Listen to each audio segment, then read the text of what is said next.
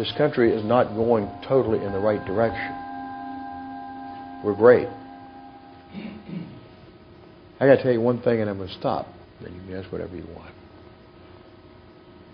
When I ran for office the first time, a lot of Cubans helped me. That's when they first were coming over here. They lost their country. And one night, a bunch of them had a party for me right off of Swan Avenue in Parkland. And I was traveling, 5 or 6 guys were going to one party to another. And they had a band. You know, Cubans have a great time.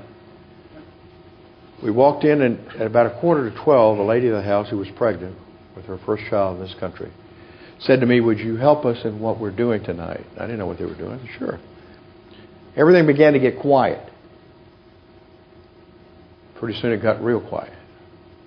And they start marching back to one of the bedrooms of the house. I didn't know what they were doing. The band stopped. I found out everybody bought a bouquet of flowers when they came. And in this room was a table with a statue and a bunch of candles like you would see in a church. I didn't know what it was. What they were doing was celebrating something they call Caridad de Cobre. That's the patron saint of Cuba. They did this on this given day, this given hour, every day of their lives from the time they were born.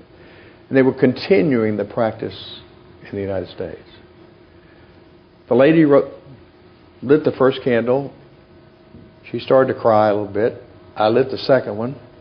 Pretty soon everybody was crying. I didn't know what we were crying about. Neither did the 5 guys who were with me that didn't speak Spanish, except they knew this was a serious damn thing. There was an elderly gentleman there. Chris, I'll never forget it. He lit his candles, and I've never seen anyone cry like that in my life.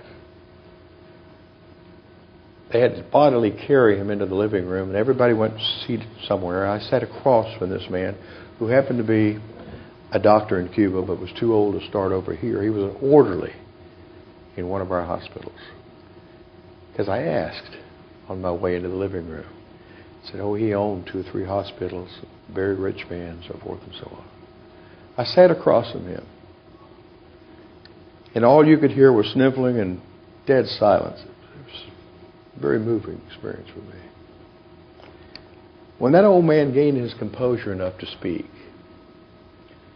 he said something to me I'll never forget. And I'm saying it to you because there's a lot of things as important or more important than making money or planning our business or anything else. Part of this has to fit into the equation here, just like it did with Irving Berlin and all the other people.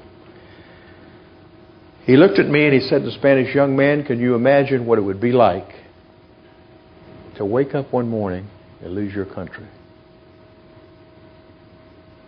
Can any of you imagine that? Or even thought of it? No.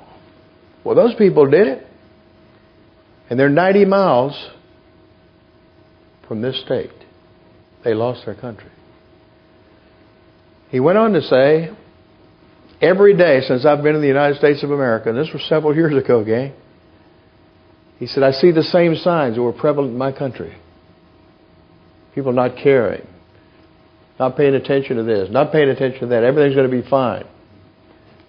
He said, that's what happened to everybody in this place. He said, I owned a couple of hospitals. I had 4 or 5 cars, servants, several homes. He said, thank God for this place to come to. He was thanking God to be an orderly in one of our hospitals. Did you ever think of where we would go if we had to leave the United States of America? No. Why would you? This is always going to be great. Not going to be a problem. These little things I'm talking about, they exist, but they're going to go away. No, they're not. Not unless every single person begins to understand the value of what we have and what it took to build it. Most of you younger ones in here are smarter than, God, the people I grew up could ever imagine. You're doing things that we never dreamed we'd ever see. iPhones and all that kind of stuff. That was fiction when I was a kid. But it won't take the place of what you mentioned when you started. I love all of you. That's what you said. You know, that's a word people hate to use almost today. We brought it up at a meeting where we wanted to use it as a slogan at the zoo. And you can't imagine The conversation that ensues. No, love, that's too much. Love is too much? You're not supposed to say that to anybody? Don't hug anybody? It's not too much, gang. I would say to you tonight, love each other. People that help you, people that do things with you, your customer, whatever, let them know you care. How long has it been since we say that to anybody? We get like New York, where you speak somebody in an elevator, they get up against a wall like you're a rapist or something. Be nice to everybody. Somebody looks at you, smile. Someone asked me in the audience earlier, what do you like about Tampa? I like the people. They're pretty darn nice here when you stop and think about it. I would never want to see that change. It creates an atmosphere that's different